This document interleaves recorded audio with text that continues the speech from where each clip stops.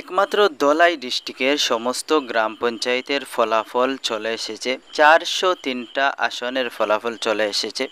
হয়তোবা এমনও হতে পারে যে বেশিরভাগ আসনের কন্টেস্ট ছাড়াই ফলাফল ঘোষণা করা হয়েছে, কারণ ত্রিপুরার বেশিরভাগ অনেক জায়গায় এই ধরনের পরিস্থিতি, এই ধরনের অবস্থা দেখা দিয়েছিল।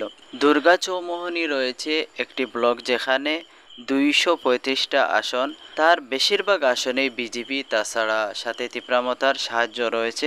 আরেকটা রয়েছে সালিমা, যেটা যে ব্লক রয়েছে যেখানে 103টা আসন রয়েছে। এরও বেশিরভাগ আসনেই আমি সম্পূর্ণ রেজাল্ট বলতে যাচ্ছি না, কারণ অনেক সময় লেগে যাবে। সম্পূর্ণ রেজাল্টের মধ্যে আমি দেখেছি বেশিরভাগ আসনে বিজেপি, তার সাথে তিপ্রামথাও কিছু কিছু আসনের মধ্যে রয়েছে। আরও একটি যেটা ব্লক রয়েছে আমবাসা ব্লকের মধ্যে 65 আসন রয়েছে, আর এই 65 আসনের মধ্যেও কিছু কিছু জায়গায় তিপ্রামতার নাম বা কিছু কিছু জায়গায় তিপ্রামতার প্রার্থী দেখা যায়। বাকি আসনগুলোতে বিজেপির নামই দেখা যায়, বিজেপির প্রার্থীই দেখা যায়।